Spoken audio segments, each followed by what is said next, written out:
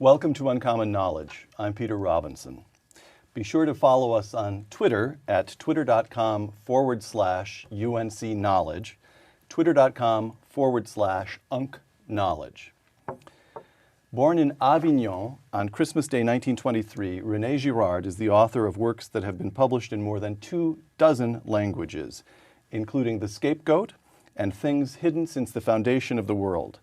His latest book, Archivé Clausewitz, will be published in the United States in 2010 as Battling to the End: Politics, War, and Apocalypse. In 2005, Professor Girard received the highest honor in France, induction as one of the 40 members of the Académie Française. One source of Rene Girard's thinking, a close reading of The Golden Bough, Sir James Fraser's classic study of ancient myths. Published in 1890, The Golden Bough explained that myths throughout the ancient world contained a central element, the periodic sacrifice of a sacred king, dying and then resurrected. Christianity, The Golden Bough suggested, represented nothing but one more such myth, a point to which we will return. Rene Girard, bienvenue. Thank you. I'm very happy to be here. Segment 1, Insights. Mimetic desire. To quote one of your interpreters, Gil Bailey, quote, "Desire, as distinguished from animal appetite, is always aroused by the desire of another." Explain. If, in order to invent desire, because desire is not natural, desire is not animal. Is it human? We don't know. It sometimes is human, sometimes it seems very inhuman. But how is it born? I think desire usually is born out of the contemplation of someone else who is desiring and who designates to you the object is desiring as desirable. So every college student who wants to be an investment banker, obvious, they want to fly around in their own jet and Yes. drive a Maserati. But how does this apply to the ancient world? Well, to the ancient world, it has to apply in the same fashion. The objects are different, but the structure of desire, the triangular relationship of desire, object,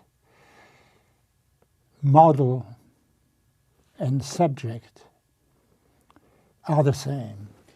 Serpent, Eve, apple.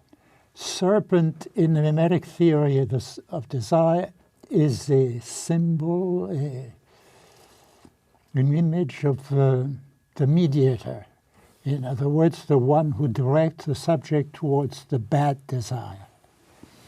The churches, who know what they're talking about much better than most people think, know that example is the key to bad as well as good behavior. And this is nothing but what I call mimetic desire. So that's why the church uses the phrase, the occasion of sin. Yes. Now, Gil Bailey, once again, the imitative nature of desire leads to conflict. It leads to conflict, and this is both something very obvious and which is a paradox for most people when they first realize it. If you imitate the desire of someone else, you admire that someone else, or that someone else may be your best friend. But as soon as you both desire the same object, and the objects really desirable exist only in one copy. In ones. So I shouldn't say copy because it's not a copy. It's the original. There is only one There is Helen, only one Helen of Troy. Original. And therefore they have to fight. Therefore the theatrical situation par excellence is a situation of two people desiring the same object because they designate that object to each other. Once the imitated subject realizes he is imitated, this reinforces his desire. He said, I certainly selected the right object. As soon as this man saw her, he fell in love with her, like I did. Therefore, we are right. Therefore, I'm more convinced than ever that I should desire her. Therefore, he's my enemy. All right. I'm chuckling because as the audience will learn, as simple as it sounds, it explains everything in a way. Let me quote you yourself, Rene, this time. If this moves on to your second basic insight, the violence and the sacred. If there is a normal order in societies, it must be the fruit of an anterior crisis. Explain. It must be the result of an anterior crisis because people polarize around objects of desire. And this can be regarded as true even for food, for shelter, for places where you can live and so forth. So you can be sure that the human population in prehistorical time gathered around the same places because they were desirable, because there was water there and so forth. And they were united by that same desire. And they were separated because very often there was not enough of whatever was needed, water, shelter, food, and they started to fight. That's why I don't think we should say man is so bad, that he will always fight with his fellow man, even when he associates. The people he associates most closely with are the people he fights most often with. They do because they are both moving toward the same thing. And these things are never in sufficient number. Or even if they are, you tend to trust your model. All right. Because you admire him. So you say, he's seen in the object something more than I saw, and therefore I must follow him more than ever. And this works both ways. As the one who desires first is imitated in his desire, he's confirmed in that desire. But the conflictual situation is all over the place, it's coming from everywhere. All right. Segment 2, the scapegoating mechanism. Let's say we're in the prehistoric world. You're describing the most basic sources of conflict, and now the most basic means of resolving conflict. Yeah, because the question is how such conflicts resolved. They have to be resolved at least part of the time for groups of human beings to gather permanently together and so forth. So the question is, how do societies manage to exist? People imitate each other. People imitate each other in their desire. But they also imitate each other in their dislikes, I just said. And therefore, when you have a conflict which is particularly visible and obvious and so forth, there will be a tendency for the neighbors of the people concerned to move with the stronger of the two, the most convincing of the two, and be on his side against the other one. And when you have a second one, you have a third one, a fourth one, it becomes easier and easier. And the mimetic, because all this is always mimetic. You see, that's the thing you have to see. The real motor is imitation each time. Imitation of friendship, imitation of desire, and imitation of conflict. So, if it is so, there should not be any human society. It should be impossible. Total conflict all the time. Total conflict all the time. But if you have that total conflict, you also have a way in which this conflict is automatically, cancelled and resolved by. And it is when people imitate no longer the choice of opponent, but also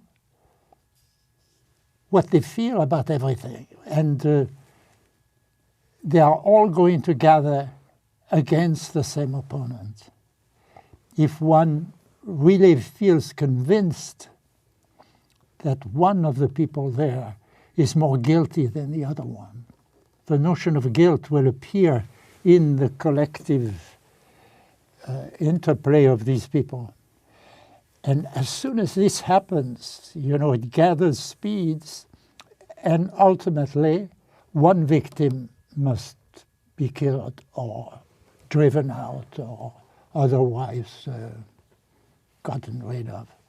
And this is what I call what not I, but everybody calls the scapegoat.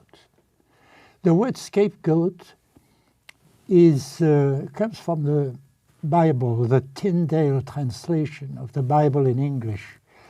In most European languages, they say emissary goat, emissary victim, victim who is sent out of the community or who is killed. You see, but that's when everybody agrees that there must be one who is more of a culprit than the others. Therefore, they unite against that one. And this mechanism is what underlies these myths that Fraser cataloged all around the world, not just Western, not just Greek and Roman myths, although that, of course, is where he and that's what he doesn't see, because he excludes the West. The West is too high, too intelligent, too superior to the rest of humanity to be part. Fraser discovers only archaic or primitive society scapegoats, and so African scapegoats. It is your belief that the pattern that underlies myths around the world of the dying and resurrected king reflects actual events in prehistoric society. And we're talking about, we have to establish the scope of time we're discussing here. You're actually talking about early Homo sapiens, 500,000 years. Early, so this goes on for hundreds of thousands of years I'm not and becomes ritualized in myth. In finding out the exact time. It's not my business. I'm a pure theoretician. You see, but I say at some point, people must have been reconciled in order to create communities, permanent communities, against not a leader directly, but a scapegoat. That they all killed together, and it united them. That's why, if you look at myth, they all have the same shape. It's always a story of a man who is killed by an entire community. Oedipus, mythical king of Thebes. The plague comes to Thebes. Yeah. Oedipus discovers that years before, unwittingly, he had killed his father and mother. He's horrified. He blinds himself. It's a community that discovers that. All right, that's what I want. So we know the Oedipus myth. Explain how that... And Oedipus is killed. Therefore, the community gathers around Oedipus, because Oedipus has solved the problem in a way of the disunity of the community by dying. After the death of Oedipus, people find that they have no more enemy. And they have a moment where they say, this man divided us, but in order to reconcile us. Therefore, he's a God. Therefore, he is the one who is moving us towards some kind of new form of unity. Not against him, but we should be afraid of him, but he's fundamentally good. He's a God. All right. Segment 3, the myth that happened. The crucifixion of Jesus of Nazareth. Luke chapter 23. Now when the centurion saw what was done, he glorified God, saying, certainly this was a righteous man. And the people smote their breasts. You hit the right spot there, because you mention immediately what myth cannot say. Myth never see that the victim is innocent. You see, Oedipus really did kill his father and mother. He really did bear guilt. And the first interpreters of the myth took it quite seriously, because they saw violence as the main business of myth, and therefore they believed it was a real murderer who had been killed. In reality, it's an imaginary murderer, a scapegoat. But the community believed in his guilt. The community believed in his guilt. That's why the community wanted to repeat these things, thought that the God was teaching them to repeat it on new, more victims. That's why they invented sacrifice. All right. And so when in the Golden Bough, Fraser suggests that Christianity, and he has as much of a shock Yeah. on late 19th century, the West, as did Darwin. Yeah, but at he's least- less known now, but it's still that Christianity is nothing but one more myth that takes the pattern of the dying and resurrected God. And Fraser believed it, and so intellectuals to this day believe it. And you answer how? I answer very simply that Fraser was perfectly right to point to the similarities between myth and Christianity. In both instances, you have a victim who is killed by an entire community and who becomes the god of, or who becomes, or who is, who's always been, in the case of Christ, of the community. What Fraser didn't see, which is the simplest thing of all, and should convince everybody immediately, you know, if they were honest, that Christianity is very different from mythology while being the same. It's exactly the same situation. Is that Christianity tells you that Christ was innocent, whereas all myths tell you the victim is guilty. The victim is a god, but gods are guilty characters. They are dangerous characters. They can be good to you through strange circumstances that are not very easy to understand, but they can also do all sorts of bad things, Right. which is not the case of Christ. Simply, Christianity tells you Christ is innocent. And people don't see that it's the first time in the history of mankind that a myth occurs which is read not falsely, with the victim guilty, but with the victim innocent, sent by God himself. If God allows scapegoating to happen, it's because he wants humanity to exist and so forth. But of course, Christ is very different from any other scapegoat, and he's the Son of God, and he is misunderstood when people see him as exactly the same thing as mythical heroes. He's a mythical hero, but he's innocent. Rene, why, this is the question of soteriology, if I am pronouncing it correctly, the theologians, the theology of the cross. What changes when this innocent God-man dies on the cross? How does that affect human understanding? Why is that a saving event? Well, because if you read the mythical situation the way I just did, you see, you can see there is something which is not purely human about it. We are offered all these victims and we take them for culprits and so forth. In the case of Christianity, there are a few disciples who say, no, he's not guilty, who maintain to the end that he is innocent, whatever people may say about him. Therefore, they say the truth simply. They say a truth which is anthropological before being religious, but which is the same thing.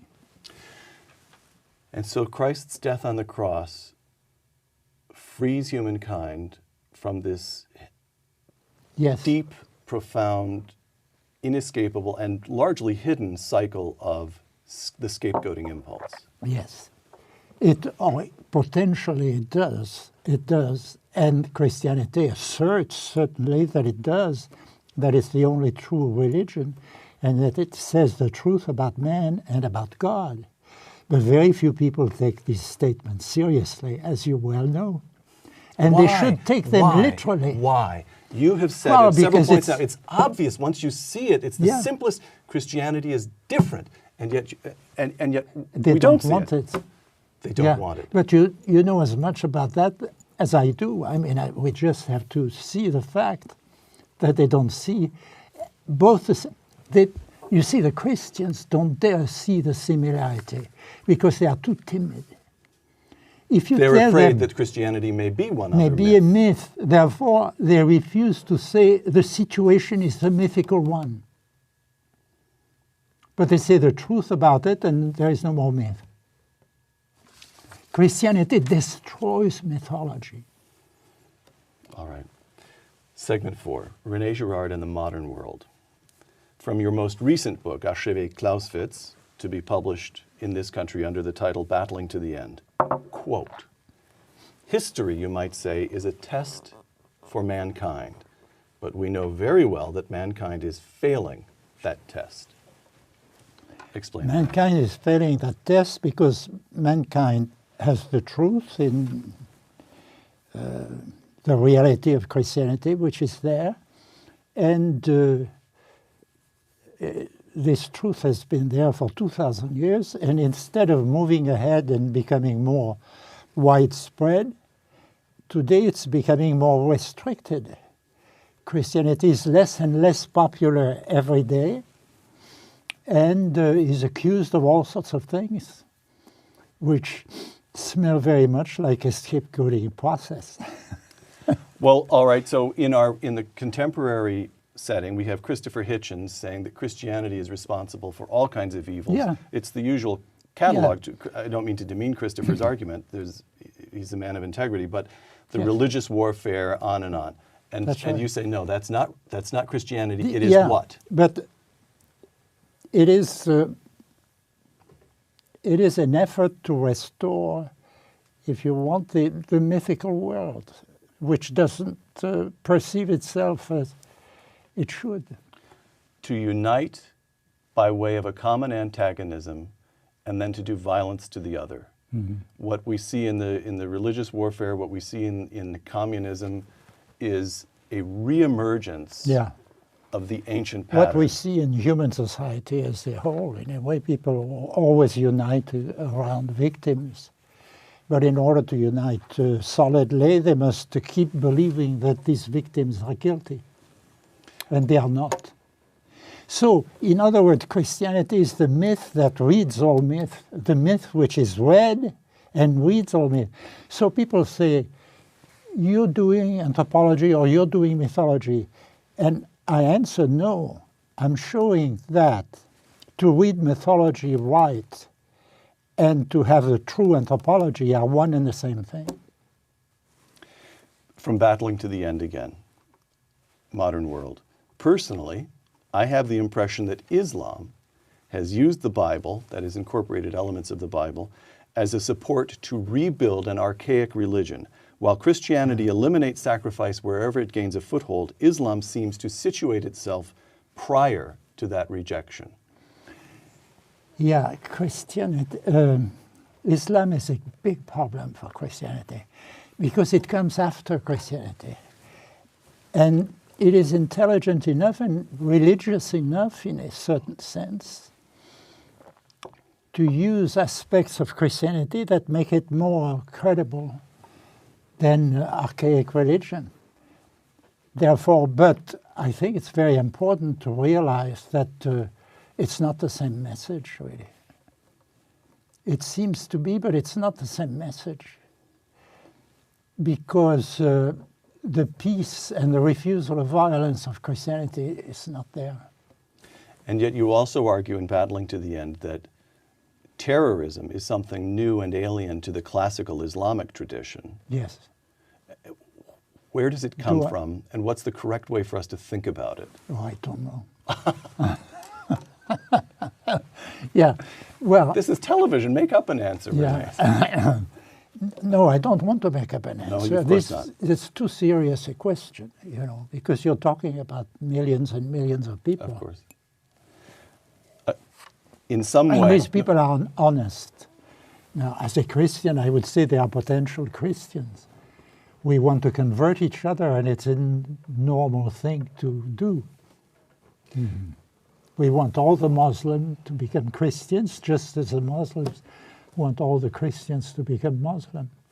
Now, in Battling to the End, you argue that the modern world finds itself in a peculiar predicament. the archaic pattern no longer works No because it's longer been works. exposed. It's impossible to be a genuine pagan. After the Christian event, you just can't go back. It has happened.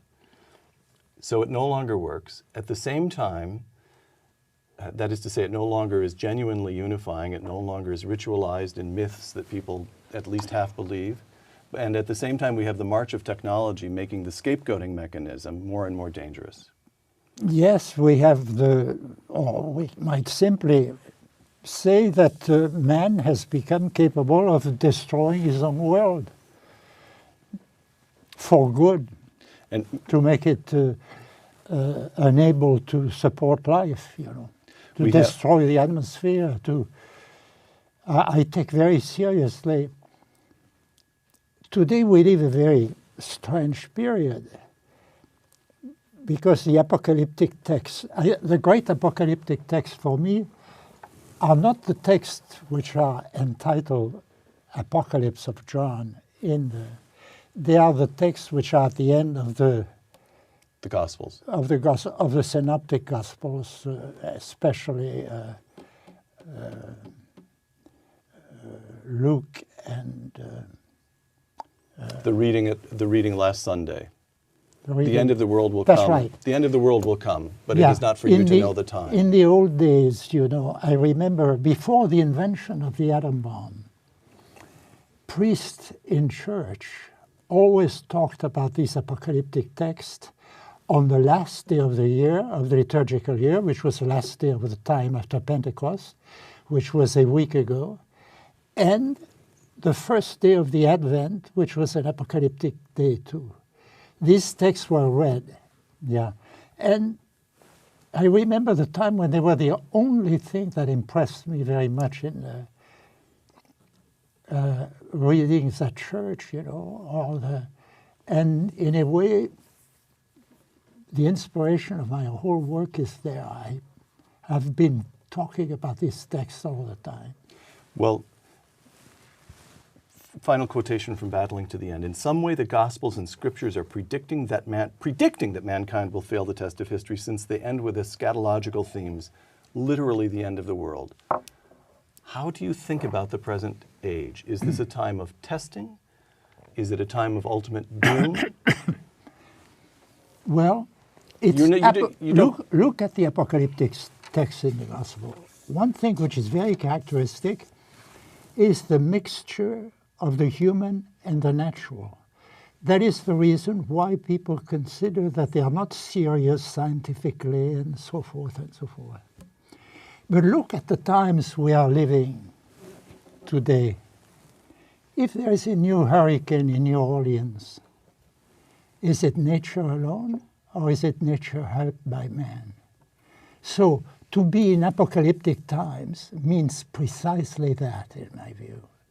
The time when you no longer know if it is nature which is hurting you, or if it is man himself who is helping the apocalyptic forces. Rene, segment 5, your personal story. You've been quoted as saying that you've undergone 2 conversions, and the first was intellectual. The intellectual conversion occurred, I'm assuming, when reading the Golden Bough, you recognized that Christianity was different. Am I correct about that? Yes, but this is not necessarily a Christian. It's the encounter of these texts with the Gospels, which convinced me.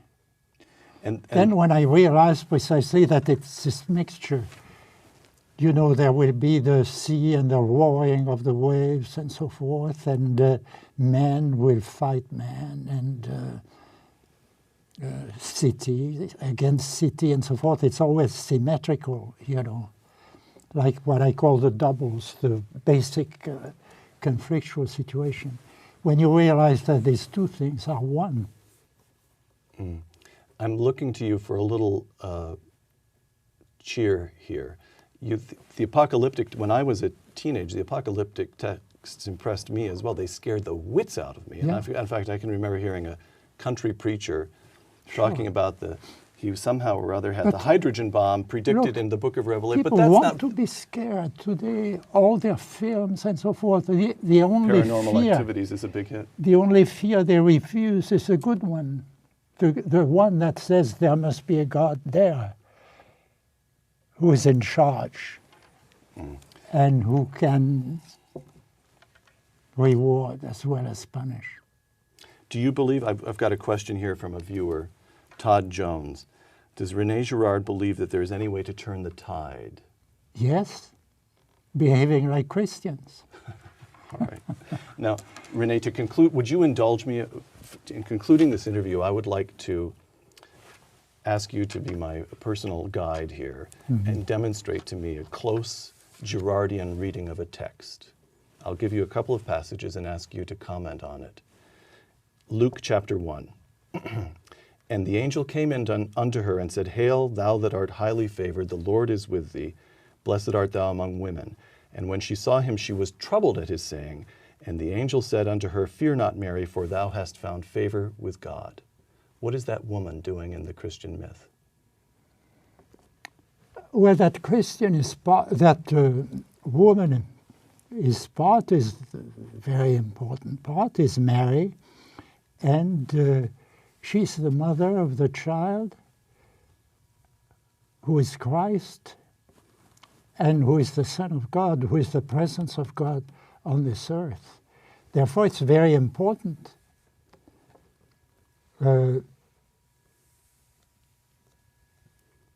Protestant and Catholics give various different importance to Mary and so forth. I don't think it's very important. The importance is to see that it justifies, in a way, history in a religious way. That history is both human and divine, and that the consequences, in a way, are always manifest by God. For the right reason. There's no stagecraft here. There's no melodrama. There is no melodrama. You have a simple girl who's scared witless. That's right. All right. Chapter 2. And it came to pass in those days that there went out a decree from Caesar Augustus that all the world should be taxed. And Joseph went up from Galilee into Judea, into the city of David, which is called Bethlehem. And so it was that while they were there, Mary brought forth her firstborn son and wrapped him in swaddling clothes and laid him in a manger, because there was no room for them at the inn. This is an odd appearance for the God, the dying and resurrected God, to be making. Well, it is the proof and the statement that what is really going on the historical plane has very little to do with the Roman Empire and what was going on in the world in the 2nd century AD. So we begin with, in effect, the front page of the New York Times, Caesar Augustus decree, and then the gospel immediately shows us what is important is a secret, ordinary human truth here. That's right. Taking place in a little out of the way. Yeah, but taking place only in one place, being unique, being something which has to be discovered, which we cannot afford to say, oh, well, okay, it's there, it's unimportant. No, it's not unimportant. It's destiny and the duty of our life to look for the truth, which is hidden from the point of view of the Roman Empire. Final passage, Luke chapter 2. And there were in the same country shepherds abiding in the field, keeping watch over their flock by night. And lo, the angel of the Lord came upon them, and the glory of the Lord shone round about them. And suddenly there was with the angel a multitude of the heavenly host praising God and saying, Glory to God in the highest, and on earth peace, goodwill toward men. Yeah. Rene, you remember the Second World War. You lived in occupied Paris, the Second World War, 50 million dead, the Holocaust, the tens of millions killed by the communists, all in your lifetime. How do you make sense of, and on earth peace, goodwill toward men? Well, the first sense to make is that most men, and especially the most powerful, were not full of peace and good intentions. And well, human life is essentially drama. And maybe one thing the churches don't emphasize enough is that human beings like drama. They would like to be part of an immense fight between good and evil and so forth. What these texts say is that in their own way, each one of them is part of that struggle, you know, which I think is very important and very hopeful. The ordinary Christian, yes, is not going to read every word of the Girard Reader or every word of your many books. Can you sum up the it's meaning? really very unimportant. He may have insights which are more profound than mine, and he should believe, and he should trust that he's a very important man for God, and that his understanding of reality as a religious history is an event that rejoices God. Rene Girard, thank you very much. I should say Joyeux Noël. Joyeux Noël. Merry Christmas. I'm Peter Robinson for Uncommon Knowledge in the Hoover Institution. Thanks for joining us.